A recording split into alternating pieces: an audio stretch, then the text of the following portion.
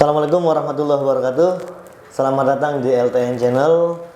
Alhamdulillah hari ini kita akan berdiskusi tentang isu-isu yang sedang marak di negara kita ini, negara Indonesia.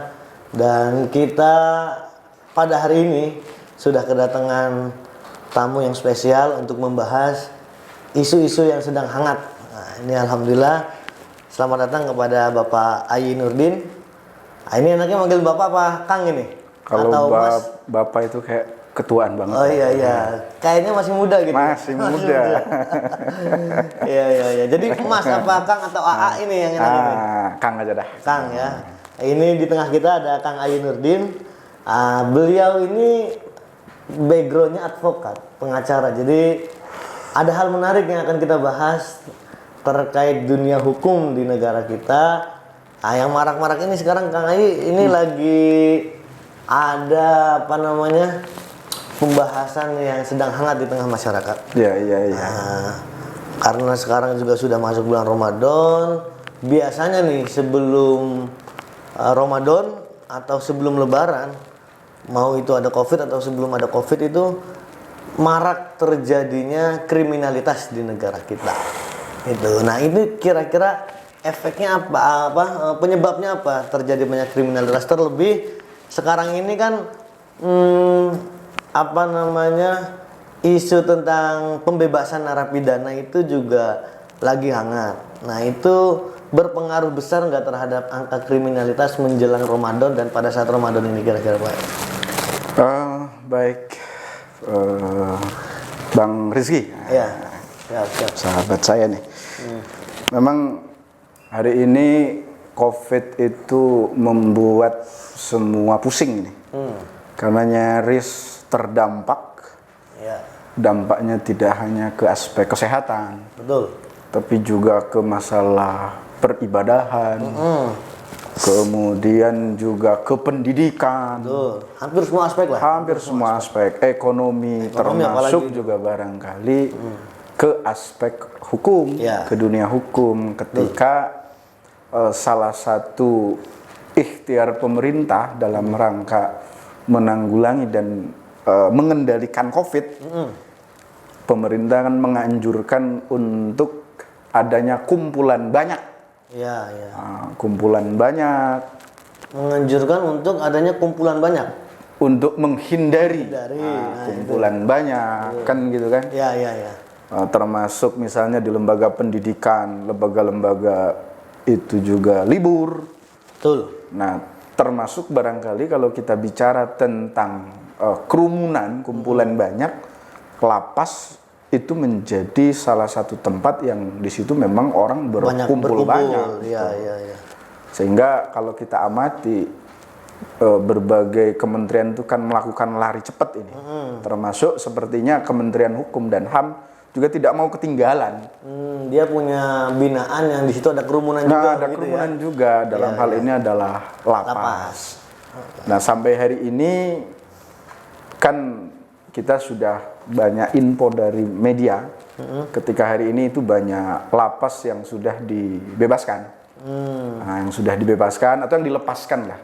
Lapas narapidana dari lapas yang sudah dibebaskan. Iya. Dan ini barangkali memang tidak bisa kita pungkiri akhirnya menimbulkan kekhawatiran di masyarakat ketika mereka yang notabene para kriminal, pelaku kriminal lalu dilepas.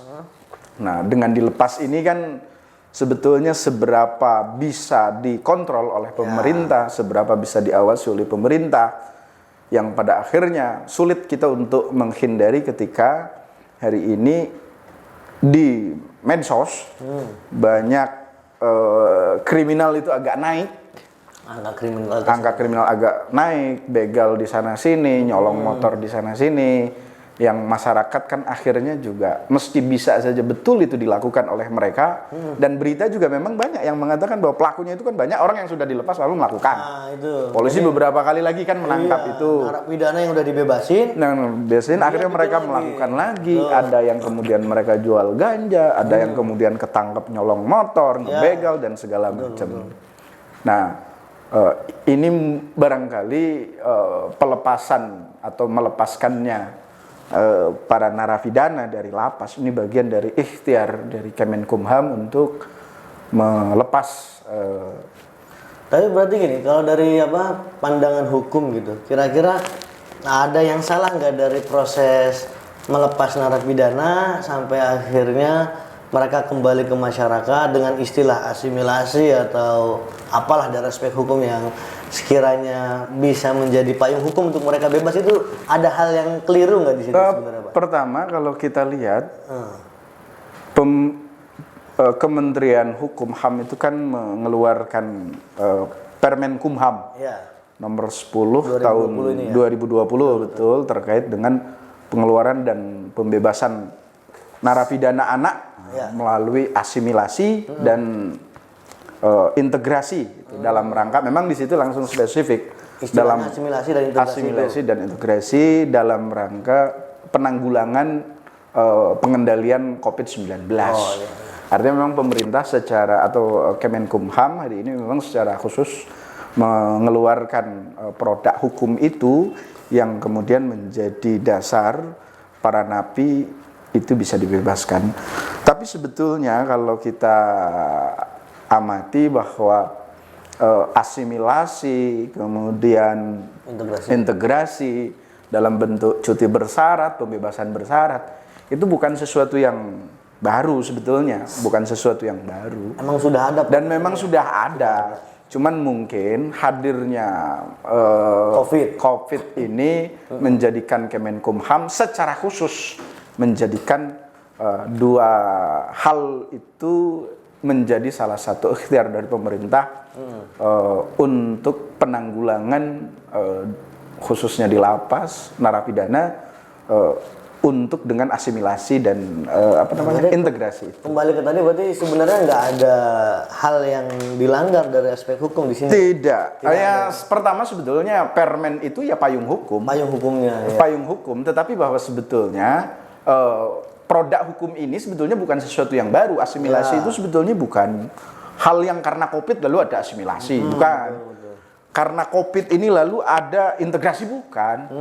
Bahkan sudah ada dan bahkan dengan kondisi betul COVID. Bahwa sebetulnya bahkan di Permenkumham itu nomor 3 tahun 2018 itu juga di situ sudah dibahas tentang bagaimana tentang asimilasi, bagaimana tentang persyaratan asimilasi, bagaimana tentang persyaratan integrasi dalam bentuk misalnya cuti bersyarat, pembebasan bersyarat, persyaratannya seperti apa, misalnya pembebasan bersyarat itu orang boleh mengajukan ketika yang bersangkutan itu sudah melewati masa tahanan 2/3 itu sudah boleh mengajukan. Sudah aturan baku ya. Sudah dan itu ada gitu, dan itu ada. Menjadi polemik kemarin itu kan begini, misalnya narapidana kasus korupsi. Nah, informasi yang di awal santer itu kan mereka juga pengen dibebasin katanya. Bahkan asimilasi ini dalam rangka mengakomodir mereka, sebenarnya seperti itu. Nah, sebenarnya kalau misalnya koruptor itu sudah melewati 2/3, apakah berhak juga dia? Sebetulnya boleh. Meskipun boleh, ya? Meskipun sebetulnya memang kalau untuk korupsi, untuk pidana korupsi, kemudian untuk pidana narkotik, kemudian untuk teroris, itu memang ada pengecualian. Jadi dalam sisi persyaratan itu ada kekhususan untuk mereka itu. Ada kekhususan untuk mereka. Jadi tergantung pelanggaran yang mereka lakukan lah. Betul. Ya. Dan bahkan kalau saya lihat hari ini di peraturannya itu kan sebetulnya yang ancaman hukumannya itu kan di bawah 5 tahun. Artinya yang dibebaskan itu yang di bawah 5 tahun, mereka kemudian secara persyaratan misalnya sudah melewati 2/3 misalnya kan. Dan itu cuti bersyarat meskipun bukan di COVID memang begitu. Nah, tapi dengan jumlah, ini kita bicara jumlah. Informasi kan yang kita ketahui bersama itu jumlah narapidana yang dibebaskan itu tidak tanggung-tanggung 37.000 narapidana yang dibebaskan seluruh Indonesia. Nah, ini kan jumlah yang tidak sedikit. Ya, yang pertama kalau dari segi aspek pelanggaran, sejauh mana nih pemerintah atau mungkin masyarakat sendiri termasuk kita ya bisa sama-sama membantu ngontrol mereka ex narapidana ini, apakah mereka akan berbuat kejahatan lagi atau tidak? Itu yang pertama sebetulnya jumlah juga bukan masalah kalau menurut saya, karena juga begini, tidak ada COVID sekalipun, jumlah narapidana berapa ribu pun, ketika mereka memenuhi, kan gitu kan? Ketika mereka memenuhi, memang mereka berhak untuk mengajukan asimilasi, mereka berhak untuk mengajukan cuti bersyarat, mereka berhak untuk mengajukan pembebasan bersyarat, itu hak mereka. Cuman persoalannya barangkali ketika bukan dalam kerangka yang memang khusus penanggulangan COVID, itu lebih ke bagaimana inisiatif masing-masing. Rata-rata tidak oleh pemerintah yang kemudian mendorong untuk itu terjadi, tetapi lebih ke bagaimana pengajuan masing-masing napi. Ketika napi itu misalnya mereka persyaratan sudah memenuhi itu, mereka mau mengajukan ya bisa mengajukan. Tapi dalam kondisi COVID ini kemarin prosesnya mereka nggak mengajukan ya? Ini memang kebijakan khusus dari pemerintah. Dan gini juga, ketika bicara tentang narapidana, memang kita tidak bisa lepas dari bicara tentang lapas sih memang. Fakta hari ini lapas itu di kita kapasitasnya itu luar biasa, over kapasitas. Sangat-sangat jauh. Misal se-Indonesia itu, kalau kita hitung se-Indonesia kapasitas lapas itu sekitar 132.107 orang.